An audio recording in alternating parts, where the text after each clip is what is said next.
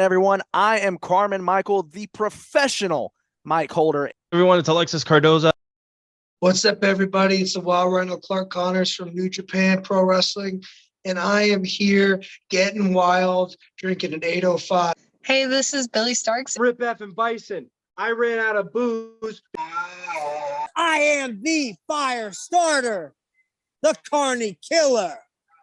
I am born to die, Jake Crest. This is Bobby Olson. This is Anthrax of H2O. My name's Christopher Landon, Anthony Streeter. My name is Frank Minetti. Ladies and gentlemen, it is the Red Air and one half of the PH Boys from Hood Classic Entertainment, representing the Hood Boys, the PH Boys, Purple Haze, Prince Alexander. This is Martin Stone, the original Strong Style Hooligan. And today, you have the privilege of drinking at Moe's. And you know I'm drinking with Mo. And you are drinking at Moe's, where we talk about the pros of pro wrestling in the Midwest while sipping on some brews with blessed beers and wrestling. That's my scene. Death matches and lucha libre, it's all so mean. I'm a straight up smart goofball, not no kiss ass. I stand tall when it comes to wrestling. I'm the king. I know every move, every fling. Get ready for a wild time with drinking at Moe's, where we don't quit drinking at Moe's. That's where it's at, like a power bomb. We hit hard, never flat. Fucking right, we're living the dream. Talking about wrestling, know it's a scream.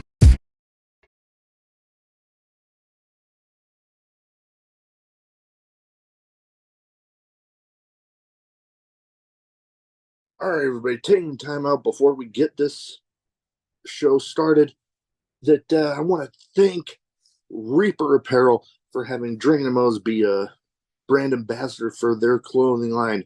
They got good stuff. They got t-shirts, they got hoodies, they got beanies, they got lots of great stuff, encouraging everybody to break out of their comfort zone, live their best self, and hey, it's something I try to live every day.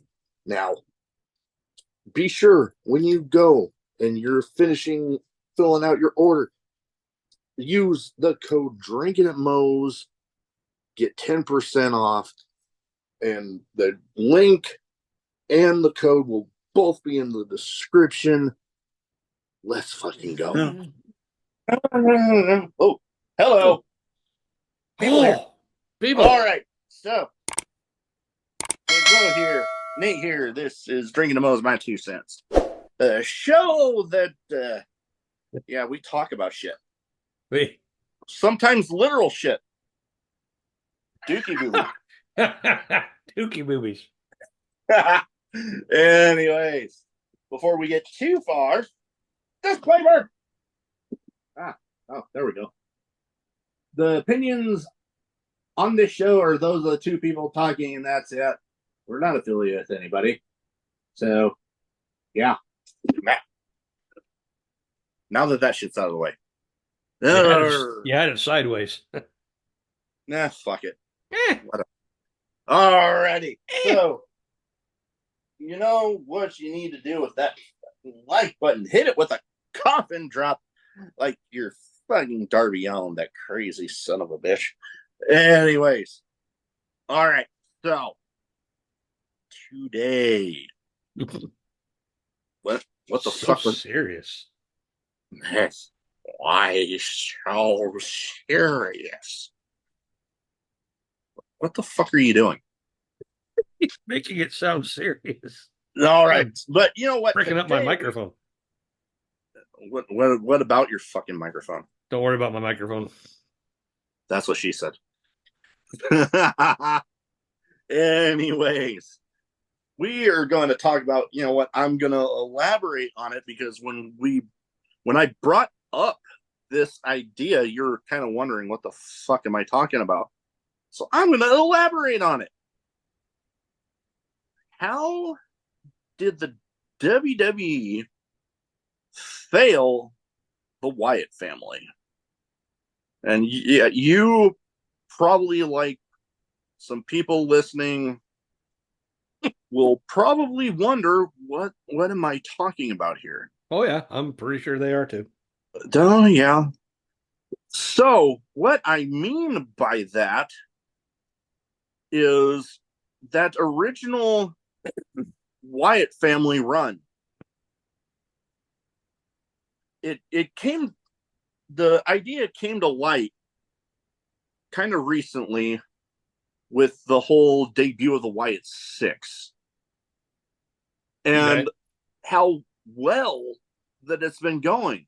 And it got me thinking back to the Wyatt family and some of the stuff from the documentary on Bray Wyatt that is just like, now if they had the Wyatt family and going now, right, the run, everybody still alive that they had back then with the current team running it, holy shit. Oh, hell yeah. It would have been fucking amazing. But with the people running it back then, one person that, they're trying to erase from history pretty much, which, I mean, deservedly so. But it's like, if that guy didn't have his head so far up his own ass worrying about all the shit that's come to light about him. Worried about Origel. Yeah. Worrying about all sorts of oral shit. But it's like, that's where I got to thinking, had the WWE failed the Wyatt family? And you know what? In all honesty, I think, yeah, pretty much. Now, when you say did they failed the Wyatt family, or are you saying they failed two members of the Wyatt family? They failed the whole fucking group. I mean, if you think about it, Bray Wyatt was put into some pretty high-profile feuds. John Cena, a WrestleMania program with the Undertaker, which we've talked about, that if it wasn't for his style of promoting and trying to get a match over, that people would have been like, oh, yeah, it's just the Undertaker. No, but I'm telling you, if the creative team now would have been running it then, oh yeah, so much better. No, it's just one of those things. The actual ideas that it's come about that Bray had been thinking of. I mean, I don't know about you, but it honestly got me thinking they probably would have been a little more receptive to the ideas. Well, when you hear stories like, and I don't know who says stuff like this, but apparently there was a report came out that said that, we all know the Wyatt Six, it's all the, I guess the puppets came to life. Yeah. Along with Uncle Howdy. Well, apparently that's something that Bray Wyatt did not want to have happen. Who the fuck said that? I don't know. I've heard the exact fucking opposite. It could have been your favorite analyst that said it. I don't remember. Him. Well, I know. Honestly, that fucking. We're bringing it up. We're supposed to be objective, I guess. That's your name. All right, we'll be objective to anyone but him. He doesn't deserve objectiveness. He's a fucking bozo. Well, we'll be objective to everyone but him. How about that? Sure, we'll go with that.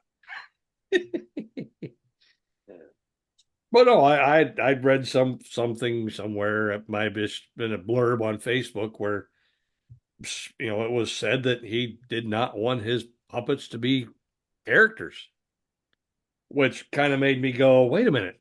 If he didn't want his puppets to be characters, then how was it that when he returned at, what was it, Survivor Series or whatever it was, when they actually had all of his characters, including the Fiend, pop up in certain areas in the arena? Why didn't you complain about that? Yeah, which leads me to believe that the person that said that is completely full of fucking shit. Doesn't know what they're talking about. Pretty much. It's just like, I just because I like wrestling, I always have this stupid shit that pops up on my phone or on my Facebook, and I'll sit there and just send it to you going, hey, what do you think about this? And you're like, it's from a dirt sheet, ass. Yeah. It's from an unreliable. And then I'll have to sit there and go, yeah, you're right. Yeah, you can't really believe everything that comes out of those fucking things. Oh yeah, because there was one of them that said that at SummerSlam said Gunther was going to lose. Yeah, I will say how much. I don't know if Gunther has ever heard a pop that loud in a very long time. Yeah. Hell, he had a pretty good one when it came to the show that was yesterday as of recording this. That's what I'm talking about. You could almost put in there that what happened in the, I don't even know. It wasn't the main event, was it? No. I haven't seen it yet. Let me know, because it might have been, because I know the Cody and Kevin Owens thing started off the show. Right. So maybe it was the main event. Well, anyway, so just for that one show, you could almost say that you had a babyface versus babyface World Heavyweight Championship match. Yeah. Yeah, you could say that, actually.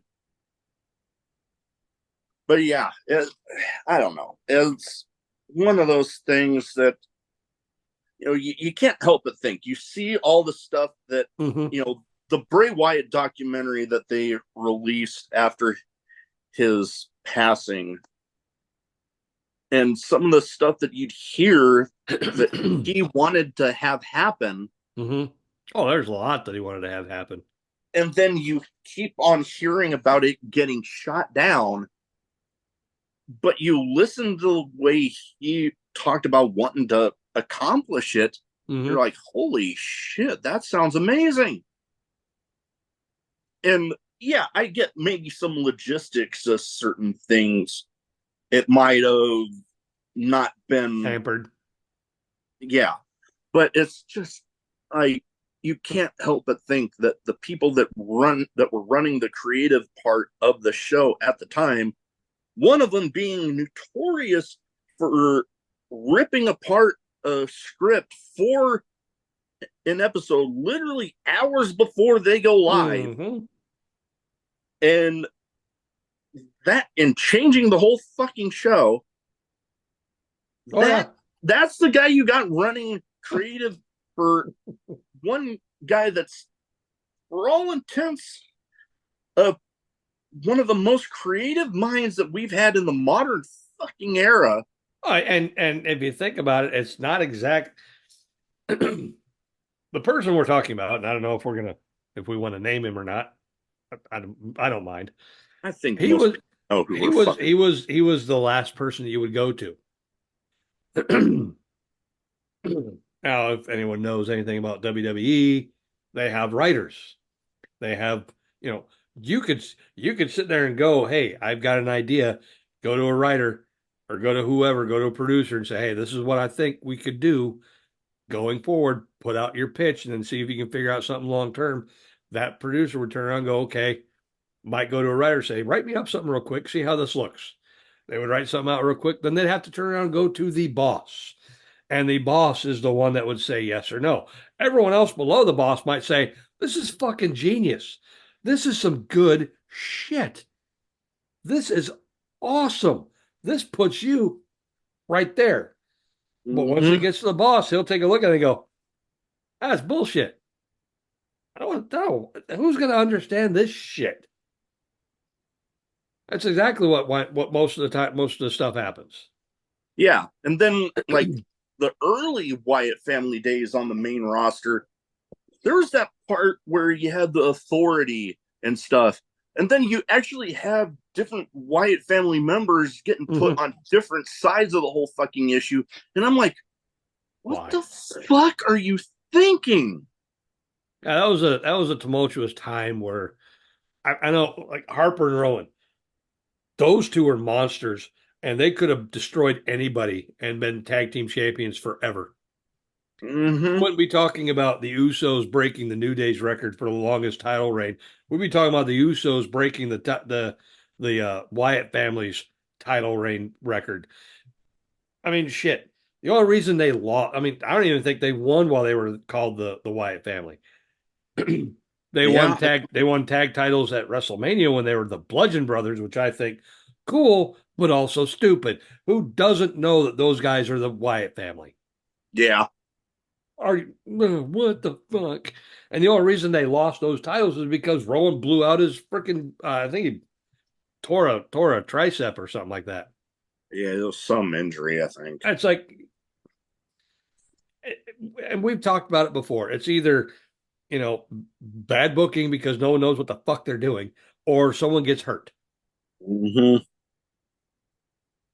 Yeah. So, and all, to kind of put an answer on the question that's basically the title of this episode. Mm-hmm. Did the WWE fail the Wyatt family? If you ask me, yeah. Mm-hmm. Fuck yeah, they did. Now, did they fail Bray Wyatt? In a lot of ways, yeah. I mean, he's what? He was a two-time WWE champion. And look at how those reigns ended. Well, yeah, I'll give you that one. Yeah. Okay. Yeah, I'll go with that one. Look at how those reigns ended and how long they lasted. Hey, when he won it when he was a Fiend, come on now. He actually held it for a while. Not as long as he should have. No, he should have been. He never should have. Okay, first off, he never should have won. I'm not going to say he never should have won, but if all you're doing is pushing for Randy Orton to be the WWE champion at a WrestleMania, for the love of God, just leave it on AJ Styles. Yeah. Because if all you're gonna do is just sit there and take the title off AJ Styles, which why can't AJ Styles have a WrestleMania moment? I mean, he's had plenty. Why can't you let him have it and then Randy can beat him for the title instead of wasting a month putting it on Bray Wyatt? Great, it was a great thing, but now you're going to turn around and he's going to drop it to Randy Orton in the weirdest fucking match I've ever seen. Oh God! And the whole thing with how he lost it with the, Alexa turning on him. I'm like, that was like, what the fuck? Yeah, that part there is just weird. Yeah. So it's just, I don't know. But as far as, I get what you're saying as far as they dropped the ball. They failed the Wyatts. I honestly, in my opinion, they failed Ronan Hart. I think words are hard, apparently. No. I think they failed Rowan and Harper more than they failed Bray Wyatt. Maybe it's one of those things where they saw a little more in Bray than instead of they saw in them. You know what I mean? I mean, I kind of get it, I guess, but I mean, Bray Wyatt is, we've said it before, he's a freaking genius when it comes to, wrestling and whatnot. We've said it before, we'll say it again. We lost a great mind. Oh yeah. Now, one of the best of the modern era. At the same time, when we lost Brody Lee, yes, he had from everything that I've heard, he had a pretty decent mind. He didn't get a good due when it came to WWE. And I think he fell into the whole, this is what we liked at one time, and this is where we're going now, because you got to realize that was all. They also came in about the time that we were kind of transitioning from the big hulking dudes, and now we're getting to the quicker, lighter guys. Your Seth Rollins as champions and yada yada yada, and these guys are big and hulking. Yeah. So if they would have come into WWE in the 80s, oh God. They would have been members of the Heenan family, or they would have been members of Jimmy Hart's little thing, and they would have run roughshod all over everybody. Guaranteed. Yeah. Although I don't know. You got to think of the guy that was in charge, and just the guy. You could kind of tell once you start getting to a certain era that he just did not know how to. He didn't know how to book talent. Yeah. Certain people he didn't know. He didn't know how to do it. Once you got past the Attitude Era, it was like I don't know if just his age started to show, but like the creative stuff that he had, the Attitude Era and before, it was just like it was fucking gone. Oh, hell yeah. Everything. But it also goes in like with another person we don't like talking about, Vince Russo. Vince Russo, he got his job at WCW based on what he did during the Attitude Era. Well, here's the problem with that. Yeah, you were a head writer for WWE in the Attitude Era, but you had to take your items, your ideas, and give them to somebody, and they said, that's good shit, pal. Such good shit. That's such good shit, pal. And then you turn around, you get hired on by WCW, and you're trying to do the exact same thing. And in WCW, unfortunately, their writing and gimmick committee will just throw shit up on the wall and see what sticks. Yeah, you had no backstop. You had no one to sit there and go, nah, you know what? I don't think that'll work. During their dying days, yeah, that was pretty much the way it was. Mm-hmm. They let the inmates run the asylum. Oh yeah. But yeah, I don't know. To like I said, to put a point on it, yes, WWE failed the original Wyatt family. There's so much more that they could have done. Oh, hell yeah. That if it weren't for the people running creative at the time, they probably would have been able to do. And then there'd be so much rewritten about wrestling history. Oh, hell yeah. So that's about all I got to say on it. That's all I got. I basically went off of you. Yep. All right. Well, that's about all we got for this one. Hope everybody has a good rest of the week. Let's fucking go. Dookie boobies. God damn. God, you and your fucking dookie boobies. Dookie boobies.